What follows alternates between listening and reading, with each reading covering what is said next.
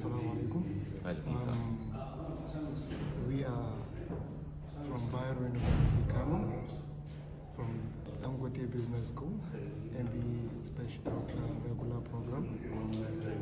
We are here for an assignment, so to come and conduct an interview for assignment on psychological contracts, which bears to expectations of the organization toward the employee, as well as the employee to the organization. Here we are, 5 of us, members of the team that would like to conduct that interview here in Federal Inland Revenue Service. Here in Federal Inland Revenue Service to conduct that interview. I think we are starting with our members. My name is Dar Mohammed. My name is Umar Kabir Haruna. My name is Abu Bakr Ali Usman. My name is Suleiman Yusufa. My name is Sadiq Abdullah Yusufa. Okay, you're welcome to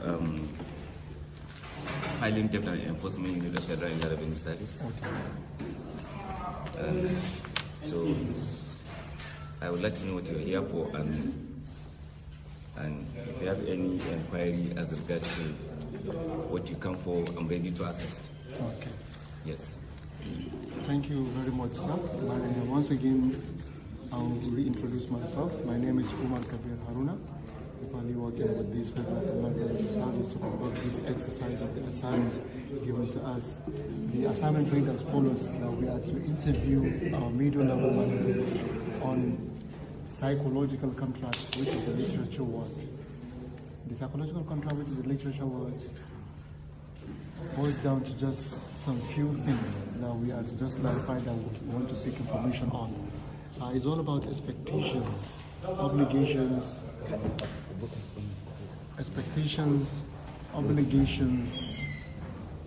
promises, as well as other unvoiced issues that employee has toward his employer, that is the organization, as well as the employer toward the employee. That is what we are here for, and I think thank you for giving us that time to come and ask for this and fetch for the necessary information. Thank you, sir. Okay, so what exactly, because I was a bit carried away by some of my stuff when you were talking. Okay, sir. I just want to know, maybe just one sentence, Okay, sir. what do you want me to say? Or what is the question? Just maybe a sentence. Okay. The main question in the whole context of this assignment is about what we call psychological contract. Not to make it too technical. The whole issue is all about those unvoiced expectations that employee has towards his employer without voicing it out. That is one. And secondly, it's other unvoiced promises, obligations, expectations that the employer equally expects of the employee while working in a given environment of the workplace. That is the question, sir. I don't know if we have to put it in a few ways. Can we say, what are the likely expectations of the employees toward their employers based on the interaction you have with them as their supervisor in the course of the work? Okay, but you know, I cannot speak on behalf of the general public. Of course, just, If you say employee, each employee has his own expectation. Your expectation might differ from my own expectation, and his expectation might differ from yours. So I think it would be better if you can ask me my own expectation, maybe to say that, sir, what is your expectation with from management, and what do you think you can also offer to management, which was not covered by my offer of agreement or appointment. Then I can be able to tell you my own. But if it is a general employee, I cannot be able to say for other employees, but I can be able to say my own. So I don't know whether it is for general employees or for my own. Well, actually, it's about just the picture of the employee. Normally, maybe the reason why they pick the middle level. Okay, let me just say something. Starting from myself, as a federal worker, I expect one salary increase. I expect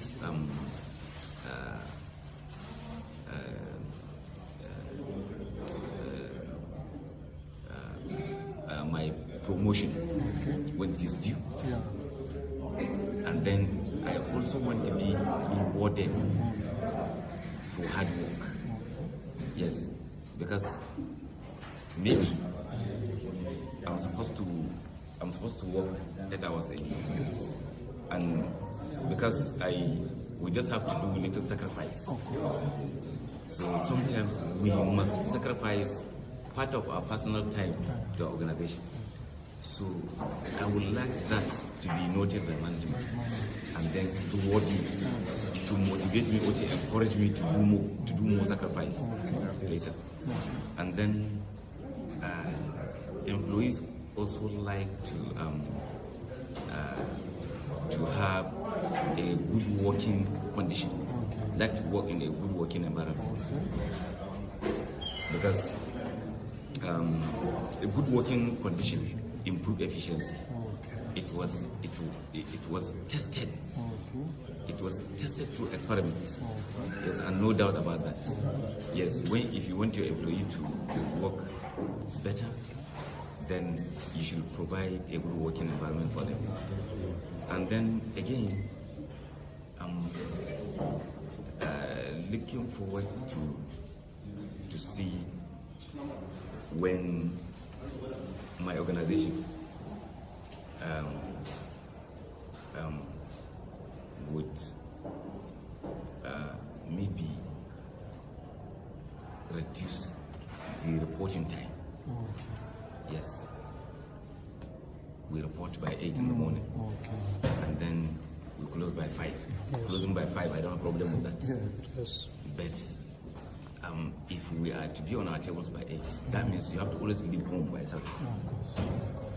So anyone that would stay in office for extra hours and leave by 7, and before you reach home, it will be in places like Kano, you might reach home by 8. But in places like Lagos, or Abuja, you hardly reach home in time, and they expect you to leave home by 7 so that by 8 you're in office. That means you always have, when doctor said we're supposed to have at least maybe 7 to 8 hours of sleep, you discover that you're having only maybe 4 or 5 hours. And it will keep repeating itself. But by the time they maybe reduce it to 9, at least most of the staff will come to work refreshed, and that is when you see new synergy, new energy, and new results. Exactly. So honestly, I'm expecting maybe one day my management will look at the reporting time and reduce it, so that we could have good time with our family. Sometimes when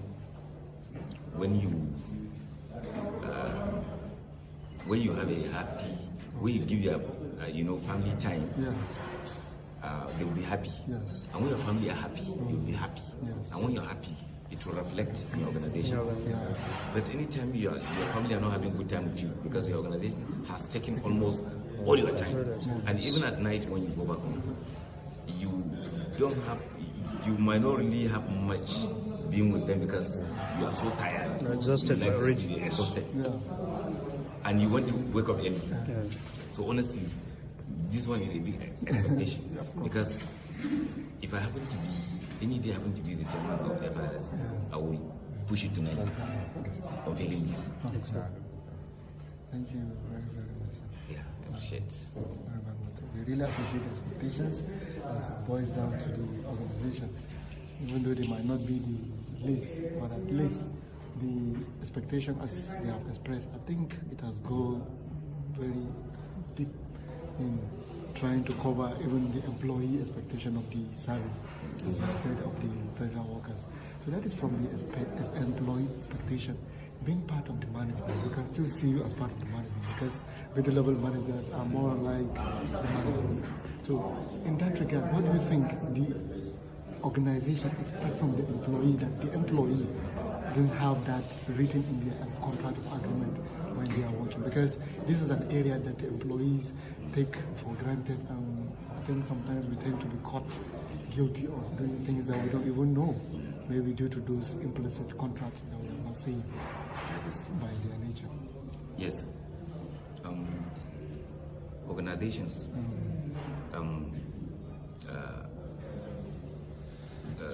apart from what has been outlined in the contractual agreements or offer of employment, they also like to see staff being more aggressive in discharging his duty. No one said you should be aggressive when discharging your duty, but being aggressive is just like putting extra synergy. So, two, staff, the management or the organization also want staff who can sacrifice their time, energy, and even money.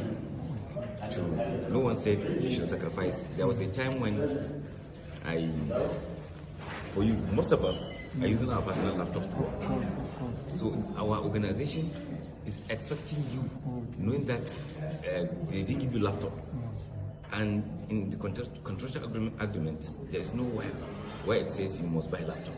But because the organization is expecting you to come with your laptop and start working with you before they give their own.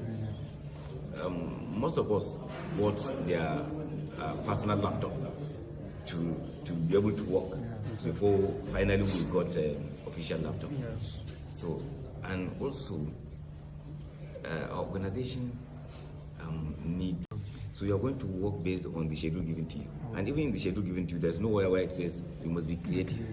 So, but they want, if you are creative, you are adding more credit to yourself with the organization. The organization always like to see people that are creative. They always like, changing the way things are done. They always like online in the past to find the future. So that also constitutes an administrator by excellence. Yes, whenever someone is creative, they always expect that. They don't always expect you to call and say, how do I do this? Or maybe I have gotten some maybe some hindrance here. So how do I overcome that hindrance? You understand? They always want you to say you have arrived. Yes, that is management for you. So don't even complain. And also management expects staff to work without complaining. That is why even if your superior officer or management asks you to do something, even if that thing is impossible, just say noted, consider it done. Because they don't ever say no to something you have never tried. Management doesn't like that. They always expect you to execute.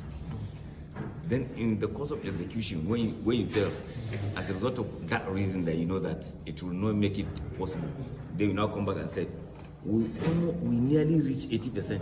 Then we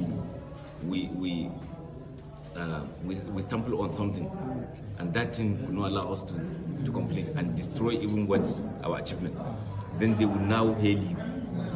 You have really tried and you are committed to doing that. But anytime you start with complaining, they don't like complaining.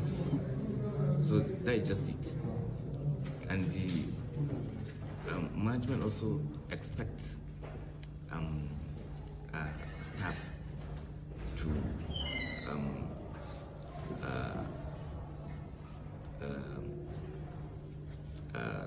to always be, even though we have 1 hour to go out for break, that one is our own. We have the right to go out and spend our 1 hour wherever we want to spend it. But management expectation is we are not even supposed to be using that 1 hour personally for ourselves. They're expecting us to just sit on tables and eat and continue work. That's why sometimes you might go out. You can even go out during your break time. You may be query. Of course. If someone, maybe a stakeholder comes and discover that you're not sick. So long as you're not going out on official engagement. So these are some of the few expectation of management that I could remember. I know that there could be many.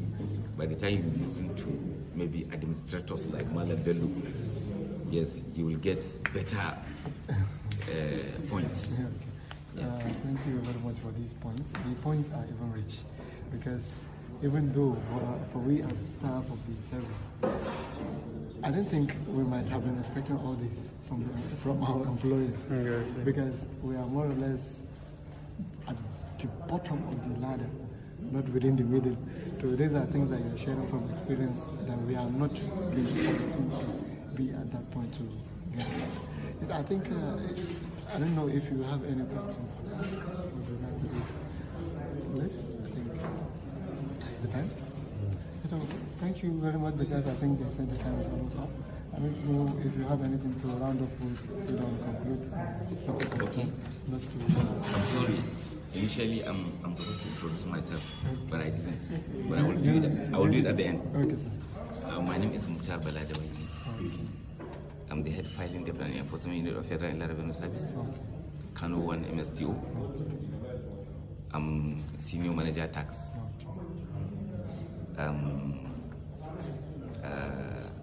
And I've been here since 2019 from Kaduna State. Yes, I was in Kaduna office for 7 years before I was later deployed to Kano. And I've been working with Abubakar Sadiq. In fact, Sadiq is my elder brother. And he was even the one that came to introduce the issue to me. I said, no problem. So you're welcome once again. Thank you, sir. I wish you all the best in your MBA program. Thank you. And wish you a